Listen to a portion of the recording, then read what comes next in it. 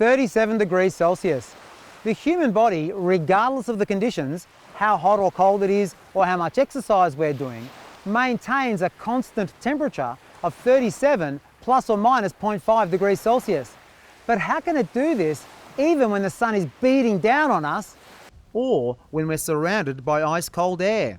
In our last episode, we saw that heat energy can transfer from a hotter object to a colder object in 3 ways: conduction, convection, and radiation. When in episode 1 of the Shedding Light on Heat series, I placed a container of warmer water into a container of cooler water, heat transferred by conduction from the warmer water into the cooler water. The cooler water's temperature increased because heat energy was transferring into it, while the warmer water's temperature decreased because, of course, heat was transferring out of it. In winter, we're typically surrounded by cold air, and so heat transfers from our warm bodies into the cold air. Our skin is made of a number of different layers and components, but one of the components is a system of temperature-sensitive nerves, coloured yellow here, which spread out in a layer just under the surface. As our skin cools down in the cold air, certain proteins in these nerves vibrate with less and less energy, and this causes a signal to be sent off to the brain, telling our brain it's cold. However, despite the fact that it was only 0 degrees Celsius here, and I was ridiculously underdressed for about 10 minutes, my core body temperature was a warm 36.7 degrees Celsius. It didn't really drop at all. And now, many months later, the air temperature is 32 degrees Celsius, and the sun's rays are hitting me, and my core body temperature is 36.8 degrees Celsius. It's barely changed at all. Our bodies maintain a core temperature of 37 plus or minus 0.5 degrees Celsius, whether it's really hot or really cold. Humans, and in fact mammals in general and birds, are endothermic, which is sometimes referred to as being warm-blooded.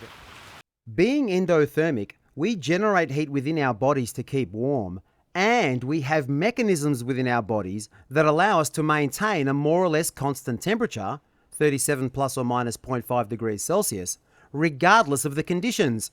Our skin changes temperature.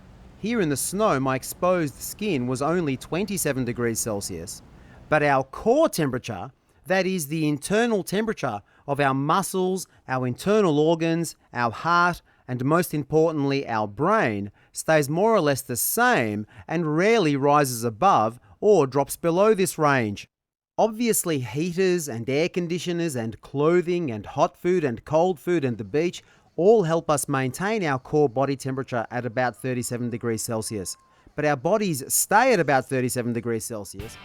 Thanks for watching this short excerpt from Shedding Light on Heat Episode 6, Heat and the Human Body. Using highly engaging visuals and outstanding explanations, the Shedding Light on Heat series teaches students everything that they need to know about heat, including its effect on things and how it transfers from one thing to another. In Episode 6, Heat and the Human Body, we look at the brilliant systems in our bodies that allow us to maintain a more or less constant body temperature regardless of the weather conditions. We look at why we sweat and why we shiver, why skin, especially lighter skin, can appear redder when we're hot, and why we spread out our arms and our legs when we're feeling hot, but fold up into a ball or cross our arms when we're feeling cold. In the last section of the program, we look at what can go wrong when our body temperature either rises too much or falls too much. It's not pretty to watch, but it might just save your life.